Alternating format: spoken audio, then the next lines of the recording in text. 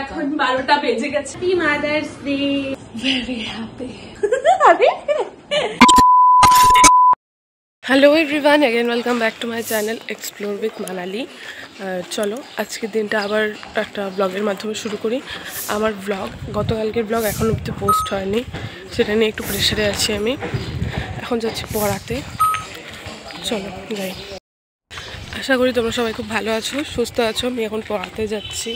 আমার 5 মিনিট মতো লেটে আছি আমি, তার জন্য একটু তাড়াহুড়ো করছি। চলো পড়াতে যাই, পড়িয়ে আসার সময় তারপর আবার দেখা হবে। আমার পড়ে হচ্ছে, দেখালাম। চলো, এমনি লেট হয়ে গেছে, আমি আরও দাঁড়িয়ে দাঁড়িয়ে ভিডিও করছি এখানে।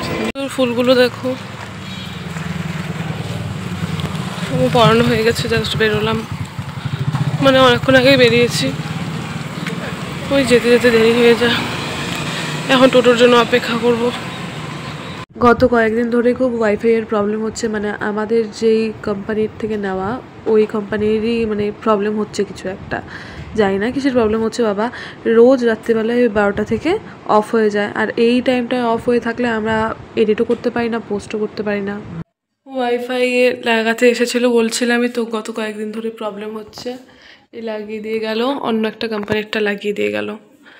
কী যে বলবো, উফ যা প্রবলেম হচ্ছিলো। আমি এখন অবধি ভিডিও এডিট করে পোস্ট করতে পারিনি, 2টো বাজে। তাহলে বলো কেমন লাগে ভিডিও পোস্ট করতে না পারলে টাইম মতো। আর আমি ইউটিউবে ডেভেলপমেন্ট হোক না হোক, এই প্রমিসটা আমার কাছে আমার, যে আমি পোস্ট করবো টাইম মতো, সেটা না হলে আমার খুব ডিসঅ্যাপয়েন্টেড ফিল হয়। যাই হোক, এখন তো আশা করি সব ঠিক হয়ে যাবে। চলো দেখি। দুপুরে খাওয়া দাওয়া হয়ে গেছে, এখন একটু উপরে এলাম, একটু গাছপালাগুলোর হালচাল দেখলাম। ঠিকই আছে সব মোটামুটি। কালকে অনেক জল, হ্যাঁ, শুধু ওই সানফ্লাওয়ারগুলোতে আরেকটু জল লাগবে, দিয়ে পরে যাওয়ার সময় দিয়ে দেবো। যাই হোক চলো, এখন আমি একটু ঘুমোবো, তারপর আবার ভিডিও করবো। বাই। কালো হয়ে আছে, পুরোপুরি কালো হয়ে আছে তা না। ওই দেখো পাখি, বাহ। ইস, নিচের থেকে চালগুলো আনলে ভালো হইতো, ওখানে ইয়ে দিয়ে রাখতে পারতাম, পাখিগুলো খাইতো। পাখিগুলো খাইতে পারতো। পাখিদের এবার চাল খাবে? আরে ওইখানে চালগুলো পাখিগুলাই ফেলাই দিচ্ছে নিচে। দেখো কি সুন্দর হাওয়া হচ্ছে। আরে খারাপ মনে হয়, ঝড় আসবে। ভালোই হবে অবশ্য, এত রোদের মাঝে শান্তি পাবো একটু। কিন্তু প্রিয়ামা বাইরে গেছে আবার একটু। দিদিভাইয়ের নতুন বই এসেছে, দাঁড়াও দেখাই। পরে আসলো ভাই, নরকরন্ধ্র। অনেক বছর আগে অর্ডার করছিল, কনফার্ম হতে অনেক দেরি হয়েছে, তারপর তো আসতে আরো দেরি হচ্ছিল।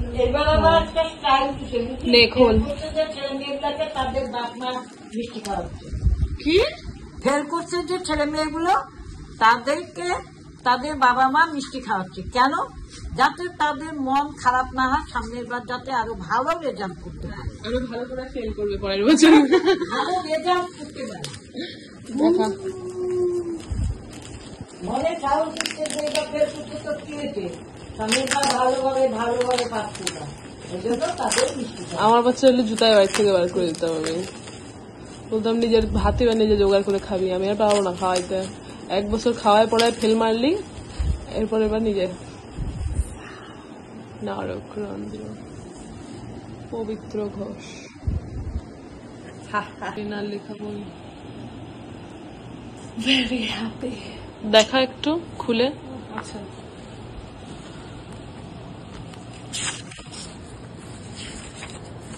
সেই সব মানুষদের যারা অন্ধকারকে ভয় পায় না, না বাইরের না ভেতরের।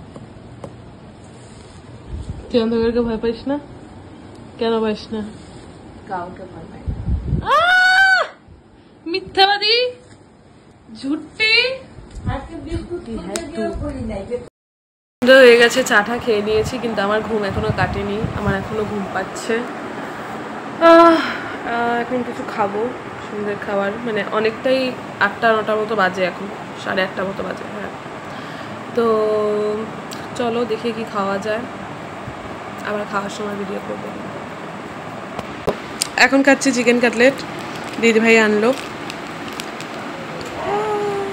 এখন খাচ্ছি হচ্ছে চিকেন পকোড়া, এটা খেতে খুব ভালো হয়।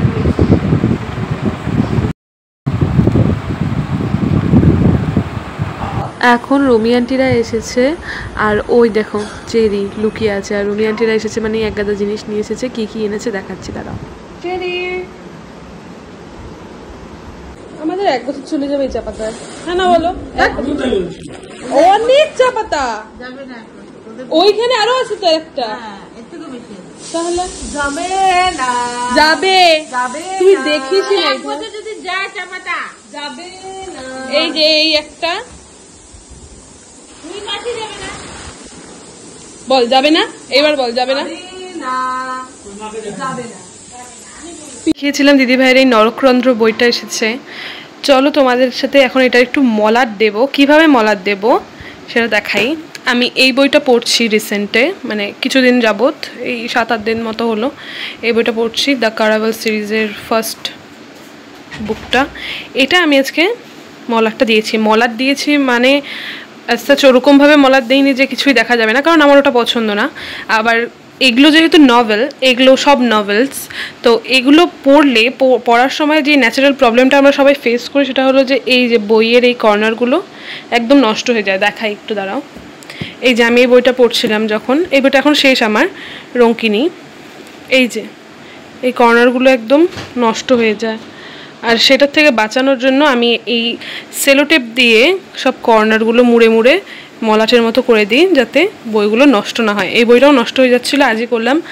আর দিদিভাই আর একটা সেলোটেপ কিনে এনেছে, দাঁড়াও বাবা গো কোথায় গেল, হ্যাঁ এই যে দিদিভাই আর একটা সেলোটেপ কিনে এনেছে, দেখাচ্ছি তোমাদের কিভাবে মলাটটা দেই। এই যে হয়ে গেছে মলাটগুলো দেওয়া, এই যে শাইনি শাইনি ব্যাপারটা আসছে, যে এই যে মলার দেয় নাই, মানে ওই সাইডগুলোকে জাস্ট সুরক্ষার জন্য সেলোটেপ মেরে দিয়েছে। ভালো, এই ব্যাপারটাই ভালো। বল, ভবিষ্যতে যখন লাইব্রেরি বানাবো একটা ইচ্ছে আছে, তখন যদি সব মলাট দেওয়া থাকে তাহলে তো আর দেখতে পাবো না কোনটা কি বই। এই জন্য এইভাবে রাখাটাই ভালো। কি সুন্দর লাগছে বইগুলোকে দেখতে। এখন 12টা বেজে গেছে, এখন মাদার্স ডে, তাই আমরা এখন ওম্মাকে গিফট দেবো। নাও এই নাও মাদার্স ডে কি। Happy mother's day. Thank you. বাবারাও প্রণাম করি। হ্যাঁ, বাবারা প্রণাম করি। আমি মাথাটাই কালকে পড়বা। খুব সুন্দর হয়েছে। আমরা দুজন দুঃখী আত্মা। আসো, দুঃখী আত্মা, দুঃখী আত্মা আমরা। Happy mother's day. ধর, হ্যাপি মাদার্স ডে।